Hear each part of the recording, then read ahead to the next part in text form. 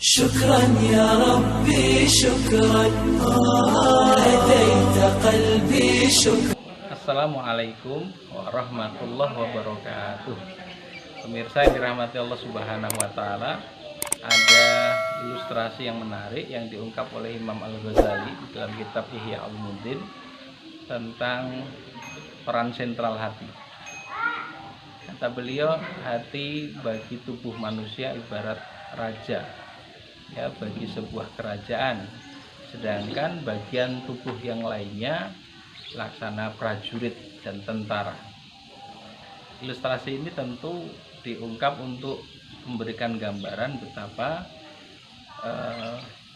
perilaku anggota tubuh kita sangat ditentukan oleh apa yang dikehendaki dan diperintahkan oleh hati. Bagaimana rakyat, tentara, ya, hanya akan melakukan sesuatu atas perintah sang raja. Maka begitulah keadaan hati kita. Dan inilah yang sesungguhnya telah diungkap oleh Nabi kita Muhammad SAW tatkala beliau bersabda, ala wa inna fil jasadi mudghah idza shalahat salahal jasadu kulluh wa idza fasadat fasadal jasadu kulluh ala wahiyal qalb. Ketahuilah bahwa di dalam tubuh ada segumpal daging. Kalau baik segumpal daging itu, maka baik seluruh tubuh itu. Kalau rusak segumpal daging itu, maka rusak seluruh tubuh itu. Ala wahiyal qalb. Ketahuilah segumpal daging itu adalah hati. Pemirsa yang dirahmati Allah Subhanahu wa taala, menyadari peran penting bahkan sangat menentukannya hati ini, maka sudah semestinya kalau kita berupaya untuk menjaga, memelihara betul kualitas hati kita, memelihara kejernihan hati, memelihara kesehatan hati, memelihara kehidupan hati. Karena sungguh inilah yang juga menentukan nasib kita di akhirat.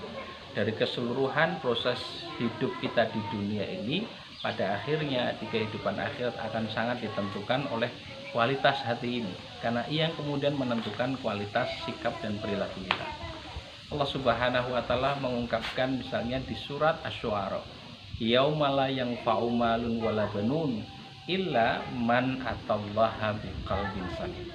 Di hari tatkala tidak bermanfaat lagi harta dan anak-anak, kecuali bagi orang yang menghadap Allah pada saat itu, man atallaha biqalbin salim, dengan hati yang selamat, dengan hati yang sehat, dengan hati yang senantiasa. Pemirsa yang dirahmati Allah Subhanahu wa taala, hati yang demikian inilah hati yang selalu mengingat Allah. Hati yang demikian inilah hati yang nikmat dalam beribadah kepada Allah. Hati yang seperti inilah hati yang senantiasa semangat bergairah untuk melakukan ketaatan kepada Allah Subhanahu wa taala. Sehingga sikap perilaku pemilik hati yang demikian tidak akan pernah dari ketaatan dan kepatuhannya kepada Allah Subhanahu wa taala. Bagaimana agar kesehatan, kehidupan, ya, keselamatan hati ini terjaga, sangat ditentukan oleh apa yang masuk ke dalam hati. Apa yang masuk ke dalam hati adalah segala yang kita lihat, segala yang kita dengar, segala yang kita perbincangkan. Maka ada korelasi-korelasi yang pernah diungkap oleh Nabi Shallallahu Alaihi Wasallam. Di satu hadis Nabi mengatakan, la yastaqimu imanu abdin hatta yastaqima qalbuhu, wala yastaqimu qalbuhu hatta yastaqima lisanuhu. Tidak akan lurus iman seorang hamba sampai lurus hatinya. Tidak mungkin lurus hatinya sampai lurus lisan. Atas hati kita, ya, apa yang sering dibicarakan itu akan mempengaruhi keadaan hati. Begitupun apa yang dilihat akan mempengaruhi keadaan hati. Apa yang sering didengar itu juga akan memberikan pengaruh kepada hati kita. Maka bersungguh-sungguhlah untuk melakukan seleksi terhadap apa yang dilihat, apa yang didengar, apa yang dibicarakan. Maka dengan itu kesehatan hati kita akan terjaga, terpelihara. Penguatnya, pupuknya adalah ilmu dan amaliyah ketaatan kita kepada Allah Subhanahu wa taala.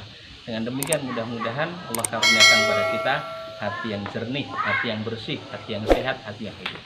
Demikian mudah-mudahan bermanfaat. Assalamualaikum. Syukran ya Rabbi syukran hadaita qalbi syukran.